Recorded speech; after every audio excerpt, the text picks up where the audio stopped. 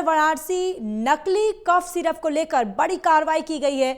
26 थोक विक्रेताओं के खिलाफ एफआईआर दर्ज। मध्य प्रदेश और राजस्थान में कफ सिरप से बच्चों की हुई थी मौत और कोडीन और फास्फेट युक्त कफ सिरप पर वाराणसी में ये बड़ी कार्रवाई, जहां पर जांच का दायरा बढ़कर वाराणसी तक पहुंचा है। गाजियाबाद रैकेट के मुख्य सूत्रधार वाराणसी का शुभम जायसवाल है, जहां बनारस के 26 थोक विक्रेता शामिल है। ये बड़ी जानकारी, जहां करोड़ों रुपए की ये कफ सिरप बेची गई है। तो ये बड़ी खबर इस वक्त की, जहां आपको बताते चले कि वाराणसी से ये खबर, नकली कफ सिरप को लेकर एक बड़ी कार्रवाई की गई है, जहां 26 थोक विक्रेताओं के खिलाफ एफआईआर दर्ज। मध्य प्रदेश और राजस्थान में कफ सिरप से बच्चों की मौत हुई थी और कोडीन फास्फेट युक्त कफ सिरप पर वाराणसी में ये बड़ी कार्रवाई। और अब देखिए, जांच का दायरा बढ़कर वाराणसी तक पहुंचा और वाराणसी से ये बड़ी कार्रवाई की गई है, जहां गाजियाबाद रैकेट के मुख्य सूत्रधार वाराणसी का शुभम जायसवाल है और बनारस के 26 थोक विक्रेता जो हैं इसमें शामिल है, जहां करोड़ों रुपए की भेजी गई है कफ सिरप। जो फेंसिडिल कफ सिरप की बात हो रही है, ये खांसी में यूज होती है, लेकिन इसका एक मेन इंग्रेडिएंट जो है कोडीन है, जिसका दुरुपयोग नशे के रूप में हो सकता है। इसी के रिगार्डिंग ये जांच चल रही है। देखिए, मुख्यालय से जो हमारे पे लिस्ट आई कि झारखंड से यहाँ पे सप्लाई हुई है, बनारस में अन्य जनपदों में हुई है, तो बनारस के हम लोग 26 फर्मों की जांच किए हैं, जिसमें कई लाख मतलब शीशियाँ यहाँ बिक्री होते हुए पाई गई हैं। मौके पे हमें कुछ नहीं मिला है।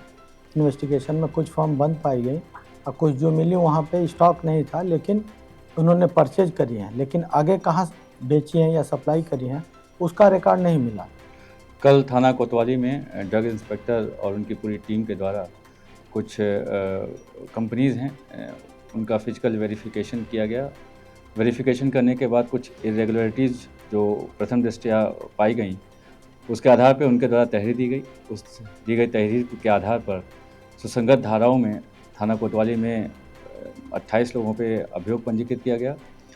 आगे की जो कार्रवाई है वो संबंधित विभाग से समन्वय स्थापित करते हुए की जाएगी।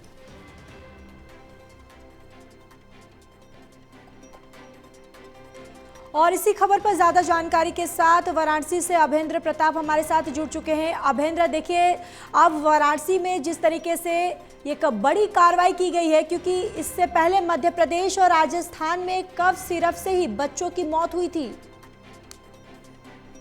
जी बिल्कुल, देखिए, जिस तरह से ये कार्रवाई है बड़ी कार्रवाई मानी जा रही है, और इससे सबसे बड़ी कार्रवाई सहेली ट्रेडर्स के नाम पर हुई है, जो कि 100 करोड़ की ये बताई जा रही संपत्ति, जो कि 84 लाख फेंसिडिल जो सिरप है उसको इस्तेमाल किया गया है और वाराणसी से लेकर गाजियाबाद और रांची तक इसकी सप्लाई की गई है।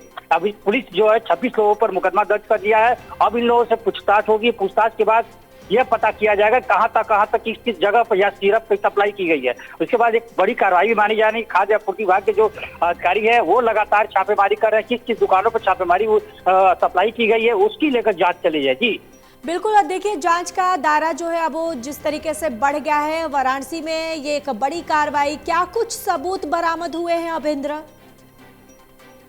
जी, अब तक जो देखा बताया अधिकारी बता रहे हैं कि इस पर लेकर गड़बड़ियां क्या क्या है इसमें जो इसकी जांच चल रही है। रांची के जो शहरी ट्रेडर्स है वो वाराणसी के जो कई फार्म है उनसे शुभम जायसवाल सबसे पुराने फर्म है इनका जो है वो सबसे पुत्र माने जा रहे हैं, जो कि गाजियाबाद तक इनकी सप्लाई काफी जो कई विक्रेताओं को तक की गई है। जो जायसवाल शुभम जायसवाल है उनसे पुलिस सख्ती से पूछताछ कर रही है। उसके बाद ये खुल के सामने आएगा कि किस तरह से कहाँ इन्होंने सप्लाई किया है। जी बिल्कुल। और अभेंद्र, कितने विक्रेताओं के ऊपर एफआईआर दर्ज की गई है?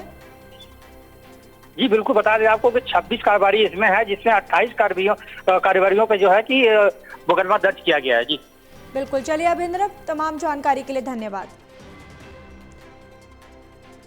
तो ये बड़ी जानकारी आप तक साझा करें, जहां पर इसी कफ सिरप की वजह से राजस्थान और मध्य प्रदेश में बच्चों की मौत हुई थी और अब इसका जांच का दायरा जो है वो बढ़ता हुआ नजर आ रहा है। वाराणसी में भी जांच हुई है। वाराणसी में एक बड़ी कार्रवाई की गई है।